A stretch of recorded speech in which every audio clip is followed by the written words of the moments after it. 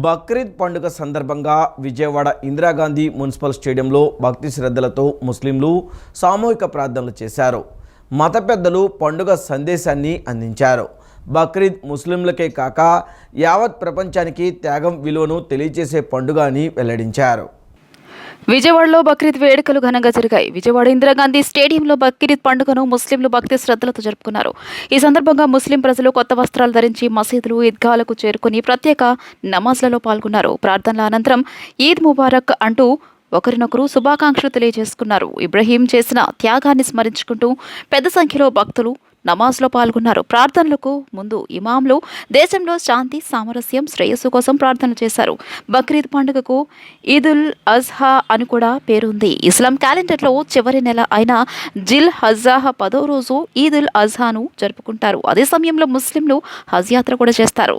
రమారమి భారతదేశంలోని 40 కోట్ల మంది ఈరోజు భోజనం, ఆహారం ఎన్వీతో తింటారు.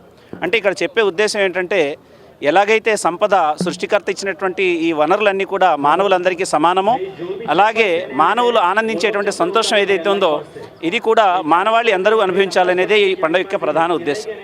ఇక రెండవ ప్రధానమైన మాట ఏమిటంటే, గత కొన్ని రోజులుగా వక్ఫ్ చట్టానికి సంబంధించి భారతదేశంలో ముస్లింలు చాలా వ్యధాభరితంగా ఉన్నారు. దేశం ఒక సుందర నందనవనం అయినట్లయితే ఆ సుందర నందనవనంలో ఏవైనా వర్గానికి చెందినటువంటి పూలు ఒకవేళ వాడిపోయినట్లయితే ఆ నందనవనానికి అది అప్రతిష్ట కలుగజేస్తుంది. ఆ నందనవనాన్ని అందానికి విహీనం కలిగజేస్తుంది. బక్రీద్ పర్వదినం సందర్భంగా ముస్లిం సోదరులకు ఆంధ్రప్రదేశ్ రాష్ట్ర ముఖ్యమంత్రి నారా చంద్రబాబు నాయుడు శుభాకాంక్షలు తెలిపారు. స్వార్థం, అసూయ, రాగద్వేషాలను విడిచిపెట్టి మానవుల్లో త్యాగ నిరతిని వ్యాపింపజేయడమే బక్రీద్ పండుగ ముఖ్య ఉద్దేశమని సీఎం చంద్రబాబు ఉద్ఘాటించారు. బక్రీద్ పర్వదినం సందర్భంగా ముస్లిం సోదరులకు ఆంధ్రప్రదేశ్ రాష్ట్ర ముఖ్యమంత్రి నారా చంద్రబాబు నాయుడు శుభాకాంక్షలు తెలియజేశారు. స్వార్థం, అసూయ, రాగద్వేషాలను విడిచిపెట్టి మానవుల్లో త్యాగనిరతిని చేయడమే బక్రీద్ పండుగ ముఖ్య ఉద్దేశమని సీఎం చంద్రబాబు ఉద్ఘాటించారు. ఈ మేరకు సోషల్ మీడియా మాధ్యమం ఎక్స్ వేదికగా సీఎం చంద్రబాబు ట్వీట్ చేశారు.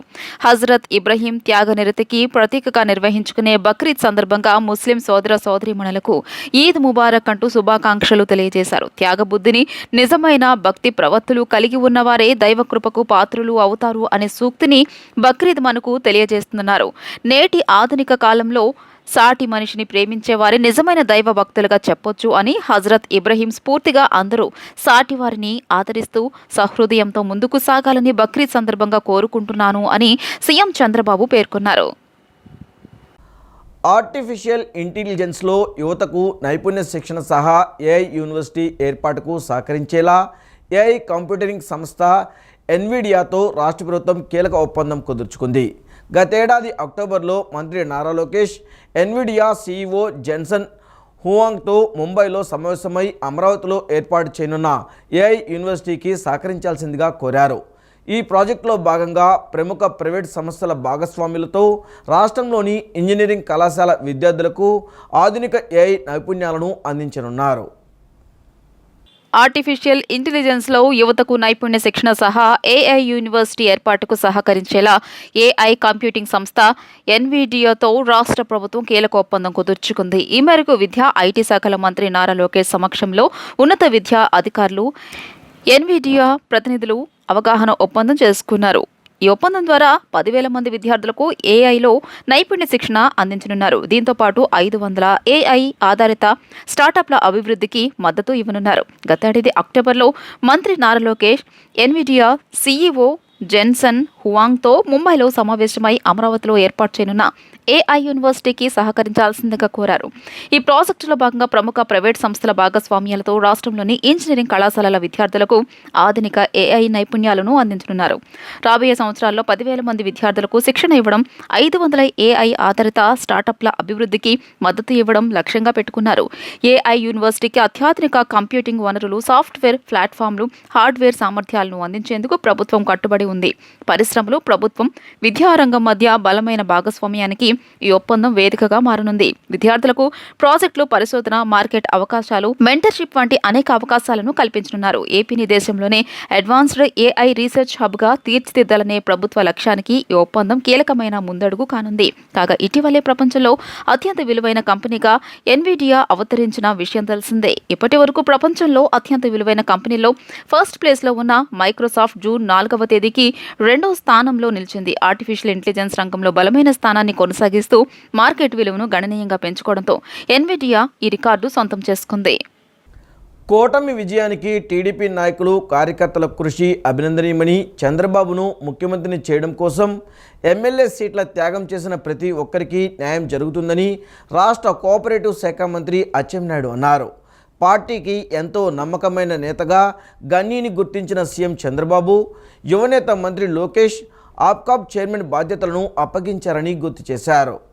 కూటమి విజయానికి టీడీపీ నాయకులు, కార్యకర్తల కృషి అభినందనీయమని, చంద్రబాబును ముఖ్యమంత్రిని చేయడం కోసం ఎమ్మెల్యే సీట్లు త్యాగం చేసిన ప్రతి ఒక్కరికి న్యాయం జరుగుతుందని రాష్ట్ర కోఆపరేటివ్ శాఖ మంత్రి అచ్చెన్నాయుడు అన్నారు. విజయవాడలోని ఆప్కాబ్ కార్యాలయంలో ఆప్కాబ్ చైర్మన్గా పదవీ బాధ్యతలు చేపట్టిన గన్ని వీరాంజనేయులు అభినందన సభను గన్నవరం పట్టణ శివారు ఏబీ కన్వెన్షన్లో నిర్వహించారు. సమావేశంలో మంత్రులు కొలుసు పార్థసారథి, నిమ్మల రామానాయుడు, పలువురు ఎమ్మెల్యేలు, ఇతర ప్రజా ప్రతినిధులతో కలిసి అచ్చెన్నాయుడు మాట్లాడారు. సహనం, సమన్వయంతో ముందుకెళ్లే నాయకుడు వీరాంజనేయులన్నారు. పార్టీకి ఎంతో నమ్మకమైన నేతగా గన్నీని గుర్తించిన సీఎం చంద్రబాబు యువనేత మంత్రి లోకేష్ ఆప్కాబ్ చైర్మన్ బాధ్యతలను అప్పగించారని గుర్తు చేశారు. గత ముఖ్యమంత్రి జగన్మోహన్ రెడ్డి రాష్ట్రాన్ని అప్పులపాలు చేస్తే తిరిగి గాడిలో పెడుతున్నట్లు చెప్పారు. ప్రభుత్వం చేసిన తప్పులంటూ వెన్నుపోటు దినం జరిపిన వైసీపీ వాస్తవానికి అవన్నీ గతంలో తాము చేసినవేనని గ్రహించాలని మంత్రి పార్థసారథి విమర్శించారు. ఏలూరు జిల్లాలో కూటమి ఎమ్మెల్యేల విజయం వెనుక గన్ని వీరాంజనేయుల పాత్ర ఎంతో ఉందన్నారు. నూజువీడిలో తన గెలుపునకు నాయకులను సమన్వయం చేయడంలో గన్ని కీలకంగా వ్యవహరించారని చెప్పారు. రాష్ట్రంలో ఆప్కాబ్ను ముందు వరుసలో నిలబెట్టేందుకు కృషి చేస్తానని చైర్మన్ వీరాంజనేయులు అన్నారు. చైర్మన్ వీరాంజనేయులను పలువురు గజమాలలు, శాలువాలు, జ్ఞాపికలతో ఘనంగా సత్కరించారు.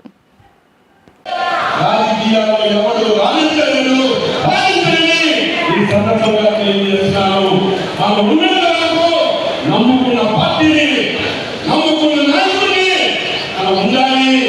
ఒకవేళ నిర్వహించినటువంటి 3 కోట్ల భోజనం చేసుకుంటారు తప్ప నాయకుడికి, పార్టీకి ఎప్పుడు మోసం చేయకూడదు. ఈ పార్టీలో 43 సంవత్సరాలుగా అటువంటి నాయకులు, కార్యకర్తలు ఉన్నారు కాబట్టి ప్రాణాలు కోల్పోయినా, ఆస్తులు కోల్పోయినా నాకు పార్టీయే ముఖ్యమైన నిలబడ్డారు కాబట్టి జగన్ రెడ్డితో, నాతో, తండ్రితో ఎవరు వచ్చినా ఏమి చేయలేకపోయారని ఈ సందర్భంగా ఒక మంచి కార్యక్రమంలో నన్ను భాగస్వామ్యం చేసినటువంటి ఆంజనేయ గారు, వారి బృందం, మా రాష్ట్ర నాకు కూడా చాలా ఇంట్రెస్ట్ అయిన పోస్టు. మా నాయకుడి వల్లే మరి నాకు కూడా 20 గంటలు కూడా పనిచేసే కెపాసిటీ నాకు ఉంది.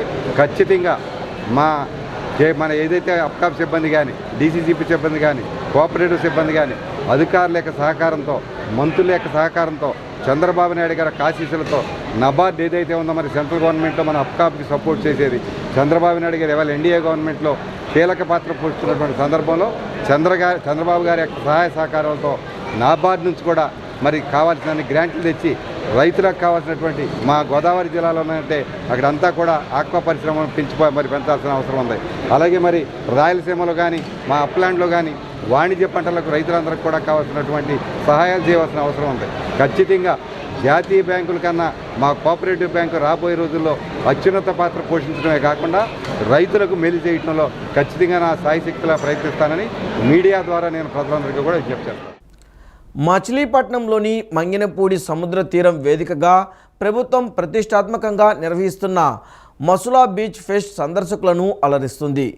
బీచ్ ఫెస్ట్లో భాగంగా నిర్వహిస్తున్న వివిధ క్రీడలు, సాంస్కృతిక కార్యక్రమాలను తిలకించేందుకు 2వ రోజు ప్రజలు పెద్ద సంఖ్యలో తరలివచ్చారు. పోటీల నిర్వహణకు ప్రభుత్వం చేసిన ఏర్పాట్లపై సందర్శకులు సంతృప్తి వ్యక్తం చేశారు. మరిన్ని చోట్ల ఇలాంటి బీచ్ ఫెస్టులు నిర్వహించాలని కోరారు. కృష్ణా జిల్లా మచిలీపట్నంలో మసుల బీచ్ ఫెస్టివల్ 2025 అంగరంగ వైభవంగా సాగుతున్నాయి. 4 రోజులు ఈ కార్యక్రమంలో భాగంగా రెండో రోజు వివిధ రకాల క్రీడలు జరిగాయి. ఇందులో భాగంగానే జాతీయ స్థాయి కయాకింగ్ పోటీలు జరిగాయి. వివిధ రాష్ట్రాల నుంచి వచ్చిన క్రీడాకారులు ఈ పోటీల్లో పాల్గొన్నారు. దేశంలోనే 3వసారి జరుగుతున్న ఈ జాతీయ స్థాయి కయాకింగ్ పోటీలకు మచిలీపట్నం వేదిక అయింది. ఈ పోటీలను పర్యాటకులు ఆసక్తిగా తిలకిస్తున్నారు. ప్రధానంగా ఇక్కడ ఉన్నటువంటి బీచ్ ఈ పోటీలకు అత్యంత అనుకూలమని ఫెడరేషన్ సభ్యులు తెలుపుతున్నారు. రాష్ట్రంలో పర్యాటక అభివృద్ధితో పాటు మచిలీపట్నం అభివృద్ధికి మసుల బీచ్ ఫెస్టివల్ దోహదపడుతుందని మంత్రి కొల్లు రవీంద్ర అన్నారు. పర్యాటక రంగాన్ని అభివృద్ధి చేయడమే లక్ష్యంగా కూటమి ప్రభుత్వం కృషి చేస్తున్నారు. ఇందులో భాగంగానే మచిలీపట్నం వేదికగా మసుల బీచ్ ఫెస్టివల్ నిర్వహిస్తున్నామన్నారు. వినోదాలతో పాటు విందు కార్యక్రమాలను ఏర్పాటు చేసి వచ్చేవారు మరింత ఆనందించేలా చేస్తున్నామని తెలియజేశారు. శ్రీ దుర్గా మల్లేశ్వర స్వామివార్ల దేవస్థానంలో ఉదయం యోగాంధ్ర 2025 పేరిట యోగా కార్యక్రమం భక్తిభావంతో ఉత్సాహంగా జరిగింది. ఈ కార్యక్రమంలో దేవస్థానం సిబ్బంది, భక్తులు, విద్యార్థులు, సేవకులు, స్థానికులు పాల్గొన్నారు. ఈ సందర్భంగా వృక్షాసనంలో 200 మందికి పైగా పాల్గొని చేసిన ప్రదర్శన ప్రేక్షకులను ఆకట్టుకుంది. శ్రీ దుర్గా మల్లేశ్వర స్వామి దేవస్థానంలో ఉదయం యోగాంధ్ర 2025 పేరిట యోగా కార్యక్రమం భక్తిభావంతో ఉత్సాహంగా నిర్వహించారు. ఈ మహా యోగా సంబరంలో 300 మంది పాల్గొన్నారు. సూర్యోదయ సమయంలో పవిత్ర కృష్ణానది తీరాన ఉన్న ఇంద్రకీలాద్రిపై మహామండపంలో జరిగిన ఈ కార్యక్రమంలో దేవస్థానం సిబ్బంది, భక్తులు, విద్యార్థులు, సేవకులు, స్థానికులు పాల్గొన్నారు. ఈ సందర్భంగా వృక్షాసనంలో 200 మందికి పైగా పాల్గొని చేసిన ప్రదర్శన ప్రేక్షకులను ఆకట్టుకుంది.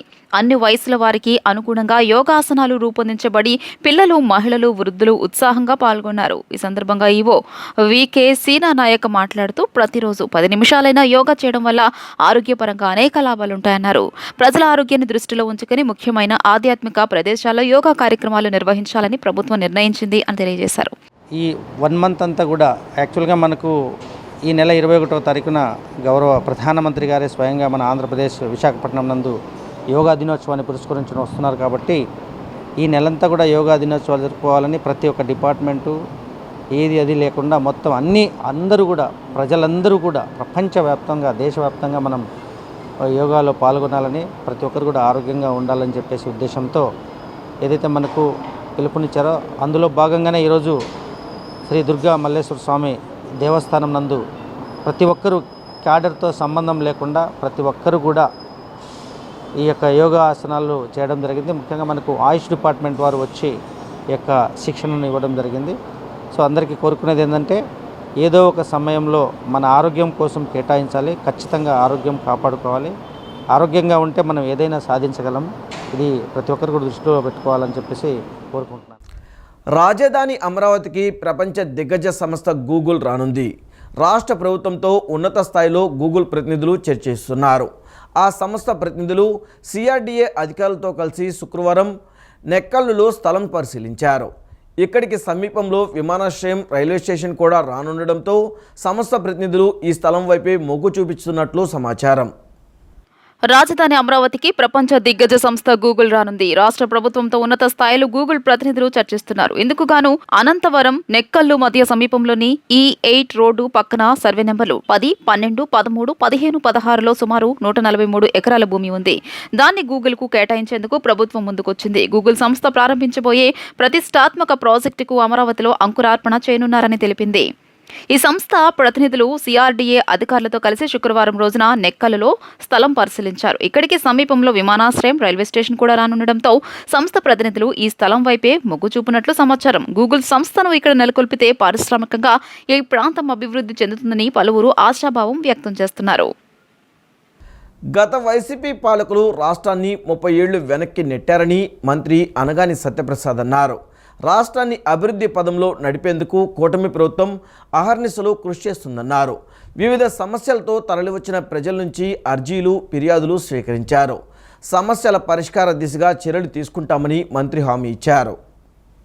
రాష్ట్రంలో ఫ్రీ హోల్డ్ భూములపై పేదలకు న్యాయం జరిగేలా నిర్ణయం తీసుకుంటున్నామని మంత్రి అనగాని సత్యప్రసాద్ తెలియజేశారు. బాపట్ల జిల్లా రేపల్లెలోని టీడీపీ కార్యాలయంలో జరిగిన విలేకరుల సమావేశంలో ఆయన మాట్లాడారు. 22A భూములకు సంబంధించి కలెక్టర్లకు ఇప్పటికే ఆదేశాలు జారీ చేశామన్నారు. కూటమి ప్రభుత్వం అధికారం చేపట్టిన నాటి నుంచి ప్రజల ఆస్తులకు రక్షణ కల్పించేలా రెవెన్యూ సంస్కరణలు తీసుకువచ్చామన్నారు. జగన్ పాలనలో రెవెన్యూ వ్యవస్థను భ్రష్టు పట్టించారన్నారు. తెనాలిలో గంజాయి బ్యాచ్ను పరామర్శించడానికి జగన్ రావడం సిగ్గుచేటన్నారు. వైసీపీ పాలనలో రేపల్లె ప్రాంతానికి చెందిన అమర్నాథ్ గౌడ్ను అమానుషంగా చంపితే కనీసం పట్టించుకోలేదన్నారు. ఇలాంటి నాయకులు నీతులు చెబితే ప్రజలు నమ్మే పరిస్థితి లేదన్నారు. అన్నదాత సుఖీభవ, తల్లికి వందనం, మహిళలకు ఉచిత బస్సు పథకాలు అమలుకు చర్యలు తీసుకుంటున్నట్లు మంత్రి తెలియజేశారు. రోజురోజుకి జగన్ రెడ్డి మతి స్థిమితం లేకుండా మాట్లాడుతున్నారని ఎద్దేవా చేశారు.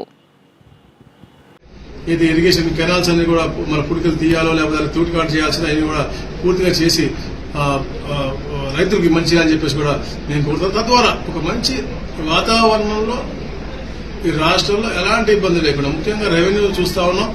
గత 5 సంవత్సరాలు వాళ్ళు చేసిన అరాచకాలు ఎందుకంటే నేను చూస్తా ఉన్నాం కదా. మేము అక్కడ కూర్చుంటే 100లో 80% రెవెన్యూ సమస్యలు వస్తా ఉన్నాయి. దాంట్లో చాలా మటుకు అన్సాల్వబుల్ అవచ్చు కదా. వాళ్ళకి గత 5 సంవత్సరాలు కూడా వాళ్ళకి తప్పులో పట్టించినటువంటి పరిస్థితి చూస్తా ఉన్నాం. అవన్నీ కూడా సక్రమంగా చేసే దిశగా ఈ యొక్క కుటుంబ ప్రభుత్వం పనిచేస్తా ఉంది. 22A గురించి కూడా మేము ఒక జియో ఇచ్చాం. దాని మీద ఉన్నటువంటి అన్ని కూడా కలెక్టర్లకు మేము తెలియజేయడం జరిగింది. క్రమక్రమంగా అన్ని సమస్యలు దగ్గర పడతా ఉన్నాయి. ఫ్రీ హోల్డ్ మీద కూడా పాలసీ డొనేషన్ తీసుకోబోతా ఉన్నాం. రాబోయే రోజుల్లో పేదలందరికీ కూడా మంచి జరిగే విధంగా చంద్రబాబు నాయుడు గారు ఆలోచన ఒకటే, మానవీయ కోణంలో ఏదైనా పేద ప్రజలకు మంచి జరుగుతుంది అంటే ప్రభుత్వం కొంచెం నష్టపోయినా పర్లేదు, తప్పకుండా పేద ప్రజలకు మంచి చేయాలనే లక్ష్యంతో పనిచేస్తారు. కాబట్టి భూమి విషయాల్లో కూడా తప్పకుండా చంద్రబాబు నాయుడు గారు సానుకూలంగా పేదలకు మంచి జరిగే దిశగా చేస్తారు. ఎక్కడెక్కడైతే పేదలు ఇబ్బంది పడతా ఉన్నారో అక్కడ ఉన్నటువంటి స్థానిక ప్రజాప్రతినిధులందరూ కూడా సమిష్టిగా దీనిపై అధ్యయనం చేసి తప్పకుండా భూ సమస్యలన్నీ కూడా పరిష్కరించే దిశగా తప్పకుండా ముందుకెళ్తారని ఆలోచిస్తారు. తుఫాన్ బారి నుంచి పంటలను కాపాడుకునే విధంగా చర్యలు తీసుకుంటున్నట్లు మంత్రి నిమ్మల రామానాయుడు ప్రకటించారు. పంట కాలాన్ని ముందుకు తీసుకువచ్చే చర్యలు తీసుకోవాలని ముఖ్యమంత్రి చెప్పారని, నీటి లభ్యతపై బులెటిన్ విడుదల చేస్తామని వివరించారు. పండించే పంటలకు అనుగుణంగా రైతులకు సూచనలు ఇస్తామని, భూగర్భ జలాలు పెంచుకోవడంపై దృష్టి పెడుతున్నామని వెల్లడించారు. పోలవరం బనకచెర్ల అటవీ పర్యావరణ అనుమతిపైన చర్చిస్తున్నామని, భూసేకరణపై కసరత్తు జరుగుతుందని మంత్రి చెప్పారు. ఖరీఫ్ పంట తుఫాను బారిన పడకుండా ముందుగానే సాగునీటిని అందజేయాలని రాష్ట్ర ముఖ్యమంత్రి శ్రీ నారా చంద్రబాబు నాయుడు జలవనరుల శాఖ అధికారులను ఆదేశించినట్లు రాష్ట్ర జలవనరుల శాఖ మంత్రి డాక్టర్ నిమ్మల రామానాయుడు తెలియజేశారు. శుక్రవారం రాష్ట్ర సచివాలయంలో పాత్రికేయులతో ఆయన మాట్లాడుతూ జలవనరుల శాఖ ప్రాజెక్టుల ప్రగతిని రాష్ట్ర ముఖ్యమంత్రి సమీక్షించి పలు ఆదేశాలను జారీ చేసినట్లు తెలియజేశారు. రాష్ట్ర ముఖ్యమంత్రి శ్రీ నారా చంద్రబాబు నాయుడు చేసిన సూచనలు, సలహాల మేరకు జలవనరులను సమర్థవంతంగా నిర్వహించడం వల్ల రాష్ట్ర వ్యాప్తంగా ఉన్న భారీ, మధ్యస్థ మరియు చిన్న తరహా ప్రాజెక్టులలో నేటికి దాదాపు 516 టీఎంసీల జలాలు నిల్వ ఉన్నాయని, ఇదే సమయంలో గత ప్రభుత్వ హయాంలో కేవలం 200 టీఎంసీ నీరు మాత్రమే నిల్వ ఉన్నట్లు ఆయన తెలియజేశారు. ఈ నీటిని సమర్థవంతంగా వినియోగించుకునేందుకు కృష్ణా, గోదావరి డెల్టాల్లో పంటల సాగు వెంటనే చేపట్టేందుకు చర్యలు తీసుకోవాలని ముఖ్యమంత్రి ఆదేశించారన్నారు. తుఫాన్ల కంటే ముందుగానే పంటలు చేతికొచ్చేలా పంటల సాగు కాలంలో మార్పులు తీసుకురావాలని సూచనలు చేశారన్నారు. పోలవరం బనకచెర్ల ప్రాజెక్టుకు సంబంధించిన డిపిఆర్ను సకాలంలో రూపొందించాలని, అటవీ పర్యావరణ అనుమతులను కూడా సకాలంలో పొందాలని మరియు భూసేకరణకు అధికారులు సిద్ధంగా ఉండాలని ముఖ్యమంత్రి ఆదేశించినట్లు ఆయన తెలియజేశారు. రాయలసీమ జీవన నాడి అయిన హంద్రినీవా మెయిన్ కెనాల్ విస్తరణ పనులను వేగవంతం చేసి సకాలంలో పూర్తి చేయాలని, చిత్తూరు జిల్లాలో చివరి ఆయకట్టు వరకు సాగు అందే విధంగా చర్యలు చేపట్టాలని ముఖ్యమంత్రి ఆదేశించినట్లు మంత్రి తెలియజేశారు. వెలుగొండ స్టేజ్ 1 పనులు 2026 జూన్ కల్లా పూర్తి చేయాలని, కేంద్ర ఆర్థిక సాయం కోసం సాస్కీలో పెట్టండాలన్న అధికారులకు ఆయన సూచించారు. ఈ ఏడాది జూలై నాటికల్లా పోలవరం లెఫ్ట్ మెయిన్ కెనాల్ పనులను పూర్తి చేసి ఉత్తరాంధ్ర గోదావరి జలాలను అందజేయాలని సీఎం ఆదేశించినట్లు ఆయన తెలియజేశారు. మీరు మాట్లాడుకుంటూ అక్కడ పండించేటువంటి పంటలకి అనుగుణంగా మీరు నీటి విడుదలను చేసుకుంటూ సమన్వయం చేసుకుంటూ ముందుకెళ్లేటువంటి విధంగా కూడా ఆయన సూచనలు ఇవ్వడం కూడా జరిగిందని చెప్పి తెలియజేసుకుంటూ, అదేవిధంగా ఏదైతే భూగర్భ జలాలు ఏ రకంగా ఇంకా మనం పెంచుకోవాలి, ఏ రకంగా రిజర్వాయర్లో నీటిని సమృద్ధిగా మనం నింపుకోవాలి, ఏదైతే చెరువులు ఏ రకంగా మనం ఫుల్ చేసుకోవాలనే దాని మీద కూడా చాలా క్లియర్గా ఆయన కూడా ఇన్స్ట్రక్షన్స్ ఇవ్వడం జరిగింది. అంటే ఈ రకంగా జలవనరుల్ని ఒక సమర్థవంతంగా వినియోగం చేయడం మీదే ఆయన పర్టికులర్గా ఈరోజు దృష్టి పెట్టడం జరిగింది. అందులో భాగంగా ఏదైతే రిజర్వాయర్స్, మరి ఈ రోజుకి కూడా ఆ రిజర్వాయర్స్ ఏదైతే చూస్తే మేజర్, అదేవిధంగా మీడియం, మైనర్ రిజర్వాయర్లకు సంబంధించి ఈ రోజుకి కూడా 516 టీఎంసీల నీరు ఈ రోజు కూడా నిలువ ఉన్నటువంటి పరిస్థితి డెడ్ స్టోరేజ్తో కలిపి ఇవాళ ఆంధ్రప్రదేశ్ రాష్ట్రంలో. అంటే గత సంవత్సరంతో పోలిస్తే 200 టీఎంసీలు ఈరోజు అదనంగా రిజర్వ్ చేసినటువంటి పరిస్థితి ఈ సంవత్సరంలో. అంటే చంద్రబాబు నాయుడు గారి యొక్క సూచనలు పర్ఫెక్ట్గా అమలు చేస్తూ వాటర్ మేనేజ్మెంట్ చేయగలిగాం కాబట్టి గతంలో కంటే ఈవేళ 200 టీఎంసీలు అదనంగా ఈవేళ. ఆక్లాండ్లో టీడీపీ ఎన్ఆర్ఐ విభాగం, ఆక్లాండ్ తెలుగు అసోసియేషన్ల ఆధ్వర్యంలో ఎన్టీఆర్ సినీ వజ్రోత్సవాలు ఘనంగా జరిగాయి. ముఖ్య అతిథులుగా ఎన్టీఆర్ కుమారుడు Nandamuri Ramakrishna, NTR literature global network chairman TD Janardhan, vice chairman Ashwin Atluri, Penamaluru MLA Bode Prasad పాల్గొన్నారు. ఈ సందర్భంగా తారక రామం, స్వర్ణాంధ్ర సారథి చంద్రబాబు నాయుడు అసెంబ్లీ ప్రసంగాలు, పుస్తకాలు ప్రదర్శించారు. చైనా యుద్ధం, రాయలసీమ కరువు, దివిసీమ తుఫాన్ లాంటి విపత్తుల సమయం జోలెపట్టి విరాళాలు సేకరించి ఎన్టీఆర్ ఆ పనులను అందుకున్నారని నందమూరి రామకృష్ణ తెలిపారు. ఎన్టీఆర్ సినీ రాజకీయ జీవితాలను భావితరాలకు తెలియజేయాలనే లక్ష్యంతోనే ఆయనపై పుస్తకాలు వెలువరించినట్లు టీడీ జనార్దన్ తెలిపారు. త్వరలోనే అన్న ఎన్టీఆర్ పేరుతో ఒక యూట్యూబ్ ఛానల్ ప్రారంభించి ఆయనతో సాన్నిహిత్యం ఉన్న అన్ని రంగాల ప్రముఖులను ఇంటర్వ్యూలు చేయనున్నట్లు వివరించారు. ఆయన మహాపురుషుడు, విభూషుడు, కళామతల్లి వరాల బిడ్డ, ఈ శకానికి మహాపురుషుడు మన అన్న ఎన్టీఆర్. వాళ్ళ చలనచిత్ర సీమ ఉండగా ఓ నటుడు ఎన్నో చిత్రం చేశారు. సాంఘికం, జానపదం, పౌరాణికం, మరేనను ఎవరు చేయలేని పాత్రలు 50కి పైగా నిజ జీవిత పాత్ర పోషించే ఇక నటుడు మన ఎన్టీఆర్. ఇక వారి సినీ రంగంలో ఉండగానే సమాజం ఎన్నో సేవలు అందించాడు ఆయన. ఉదాహరణకి ఇటు రాయలసీమ ప్రాంతం కరువు వచ్చినప్పుడు, కోస ప్రాంతం అంతా వరదతో కొట్టుకుపోయినప్పుడు, అలాగే ఇండో చైనా యుద్ధం జరిగినప్పుడు వారు కూడా ఎన్టీఆర్ మా నాన్నగారు కూడా సైనికుడు వేషధాలను పోషించి వారు కొన్ని ప్రాంతాలు నాటకాలు వేసి నాటకం వచ్చిన విరాళం అప్పుడు భారతదేశ ప్రభుత్వం ఇవ్వడం చేయడం జరిగింది. దూరమై ఇన్ని సంవత్సరాలు అయిన తర్వాత ఒక వ్యక్తికి అంత మహోన్నతమైన విధంగా శత జయంతి జరగటం రాజకీయాల్లో కానీ సినిమాల్లో కానీ ప్రపంచంలో ఎవరికీ జరగలేదు. అంత గొప్పగా జరిగింది. అంటే ఆయన ప్రజల గుండెల్లో చిరస్థాయిగా స్థానం సంపాదించాడు, నిలిచి ఉన్నాడు మహానుభావుడు. ఎందుకు అంటే సినిమాల్లో కానీ రాజకీయాల్లో కానీ ఆయన చరిత్ర మనం ఒకసారి మననం చేసుకోవాలి. సినిమాలో ఆయన మన దేశం అనే సినిమాతో ప్రారంభించాడు. రాజకీయాలు తెలుగుదేశం పార్టీతో ప్రారంభించారు. మీరు చూడండి, అది యాదృష్టికమో మరి ఏమిటో కానీ ఎంత అర్థవంతమైనటువంటి విధానం. మన దేశం సినిమాతో సినిమా రంగం, తెలుగుదేశం పేరుతో పార్టీ పెట్టి ఆయన ప్రజల్లో చెరగని ముద్ర ఇస్తాడు. ఈ వార్తలు ఇంతటితో సమాప్తం. నమస్కారం.